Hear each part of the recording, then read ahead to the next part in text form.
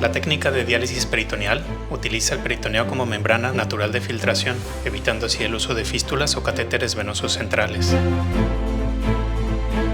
Los cirujanos colocan el catéter peritoneal y 4 semanas después el paciente inicia el entrenamiento, siempre guiado por el equipo de enfermería especializado.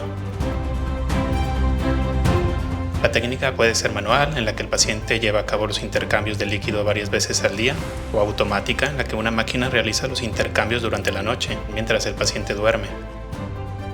Esta proporciona una gran autonomía al paciente y se adapta mejor a su estilo diario, ya que deja de tener que acudir 3 veces por semana al hospital y puede realizar el tratamiento en casa.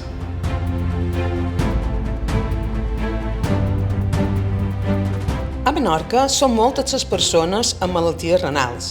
Feia molt de temps que Alcer Menorca sol·licitaven que es posés en marxa una alternativa de la hemodiàlisi hospitalària, com és el programa de diàlisi peritoneal domiciliària. Per nosaltres, desplaçar-nos a Mallorca per aquest tipus de consultes i proves resulta ser molt inconvenient i esgotador. És una molt bona notícia per nosaltres que tinguem per fi aquesta consulta, que millora la qualitat de vida de moltes persones, perquè sabem que la diàlisi peritoneal no és tan agressiva pel cos i el que dèiem és a casa. Què tal? Bé? Bé. Que vens a la consulta de peritoneal? Sí. Ai, que bé, molt bé. Mira, jo també tinc consulta. Vinga, que vagi bé. Veuràs quan anarà bé, això. Sí. Vinga. Estic molt contenta. D'haver-te vist, d'haver-te trobat aquí. Vinga. Pues bé, fins una altra.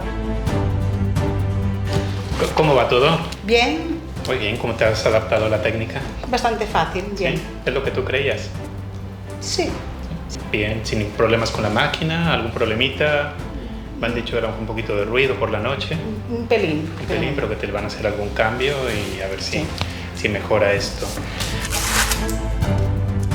Bueno, viendo tus pautas de estos días, te hemos hecho algunos cambios, ¿vale? Primero es que te vamos a reducir la terapia, ahora a 7 horas y media. Y el último intercambio te lo tendrás que administrar tú, será un intercambio manual, ¿vale? Primero se tiene que drenar, ¿vale? Y luego se infunde.